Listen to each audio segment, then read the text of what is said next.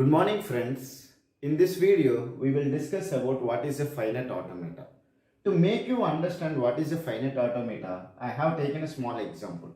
Let's take that I have a switch to switch on the fan or something. Some switch is there, electrical switch.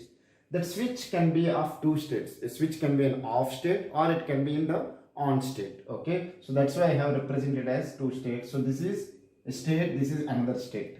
Okay, so if it is in this one, the switch is off. If it goes to here, the switch is in the on state. Okay, now initially, so this was a representation, it is an initial state. If an arrow is coming to that one, it is an initial state. Okay, if it is an initial state, currently the switch is in off state. Once you press it, the switch, it will go to the on state. Am I right? Now you are in the on state. If you are in the on state and you again if you press it, you will go to the off state.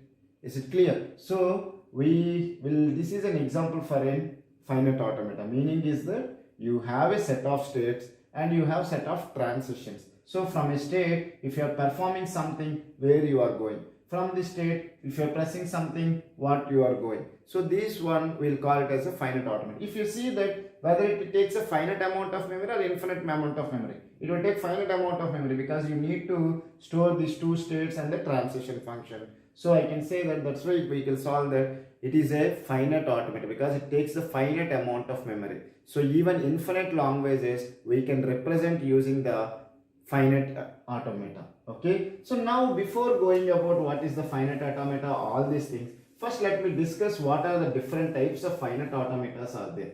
The finite automata is classified into two types. One is finite automata with output, finite automata without output. Without output means a finite automata can give the output or finite automata does not give the output. So it is classified as finite automata with output, finite automata without output. Now finite automata with output is again classified into Mealy machines. Without output is with output Mori machine. So we have two types of machines related to the finite automata with output. One is Mealy machine and another one is Mori machine. Now coming to the finite automata without output, we have DFA. It is deterministic finite automata. And we have NFA, non-deterministic finite automata. And we have epsilon NFA. Is it clear? So in finite automata without output, we have DFA. We'll call it as a deterministic finite automata. Why it is called as a deterministic? All these things we will discuss when we are discussing about the DFA. Then you will understand. I will give few examples so that you will understand in a better way. If I say now also, you may get confused. So I don't want you to confuse. Then we have an NFA which is called as a non-deterministic finite automata.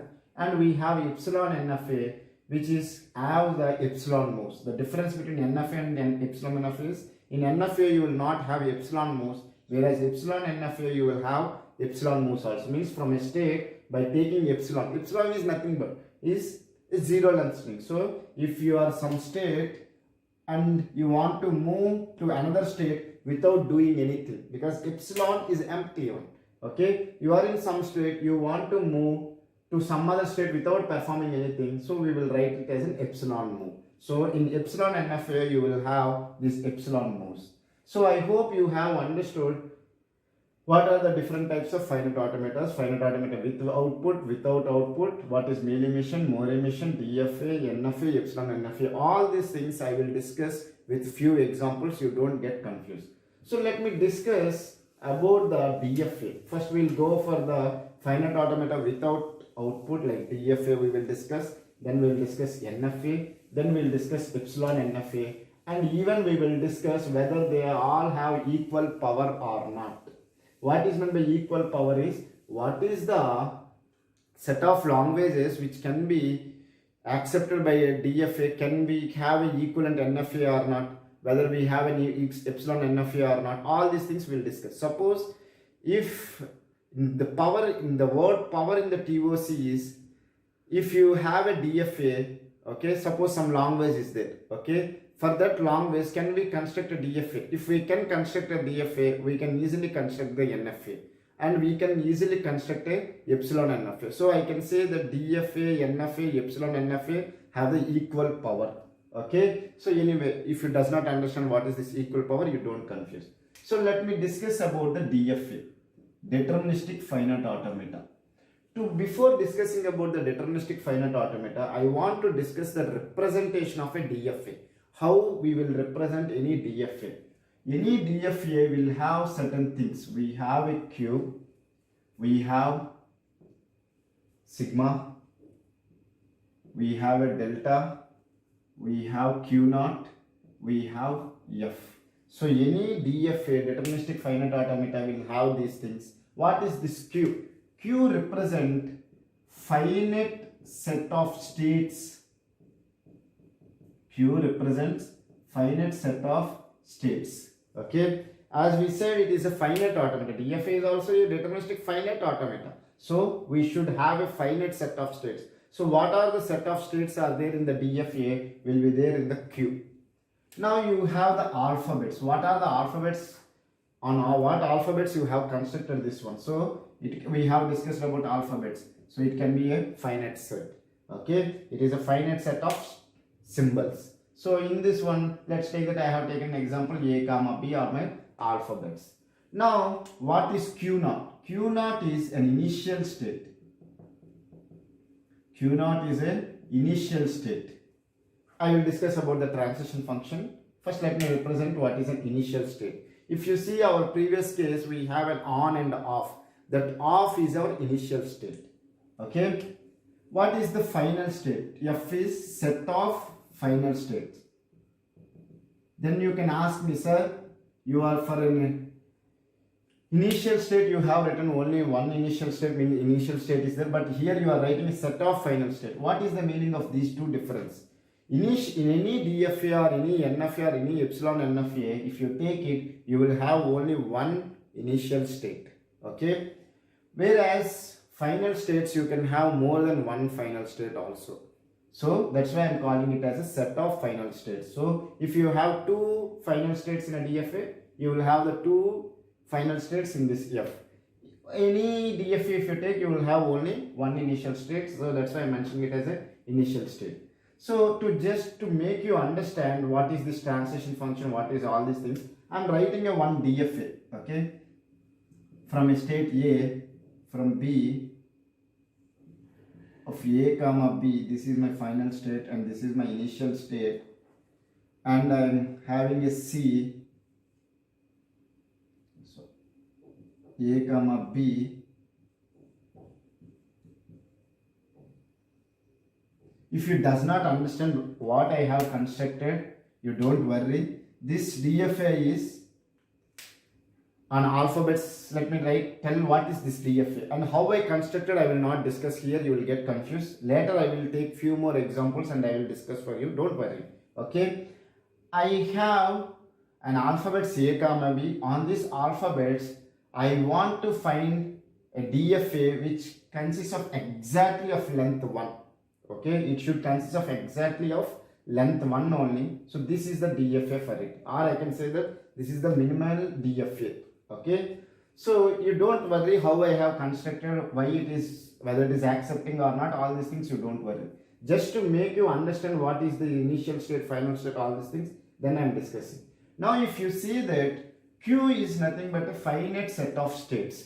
So what are the set of states are there in this DFA? You have A, you have capital B, and you have capital C. So this Q will consist of capital A, capital B, and capital C for this DFA. Now what is the alphabets? I have taken alphabets A comma B, so it will be there A comma B in the alphabets. Now what is the initial state here? Initial state is A, because if you are confused what is the initial state, any state which consists of this small arrow, we will call it as an initial state. And any DFA if you take, you will have only one initial state. Okay, and what is this F? F represents set of final states. What are the final states here? Only B. Then you can ask me, sir, how can I represent a final state? You have discussed about what is an initial state, what is the this B, what is C. Now I want to discuss what is the final state. The final state is any state with double circle.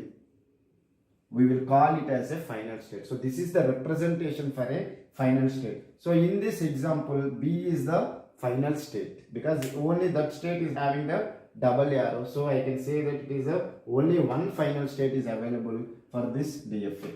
Now let me discuss what is a transition function. Okay. Now the transition function will tell me about from a state. Q is consists of set of states. From a state by taking an alphabet where I am going. Is it clear? Let me represent again. What the transition function will tell from a state which is there in the Q. Q is a set of states. Okay, finite set of states. So from a state which is there in the Q, on taking some any alphabet, I am going to a state. Is it clear? Now I can even tell that what is the difference between DFA and NFA is that if it is a DFA, from every state, on taking an alphabet, you will go to exactly one state. Okay, you will not go to multiple states. If you see that on A, I am taking in small a. From a state A, on small a alphabet, I am going to only one state called B. On B, I am going to the capital B. So, from the state A, on taking A comma B, I am going to the state B. Whether anywhere I am going, if it is like on A again, if you are writing to some other state called D, then it is not a DFA. Why?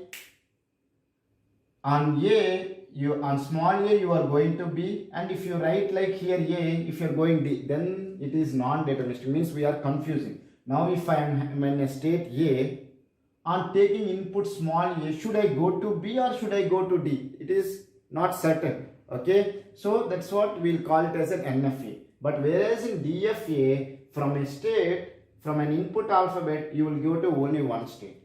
And remember one thing, from any state, you should represent all the moves on all the alphabets. Let me repeat again. From a state, you have to have a moves from all the alphabets to some state. If you see that, what are the alphabets are there in this one? A and B are the alphabets are there. If you see that from capital A, I have given the moves what is happening on small a and small b. It is going to B.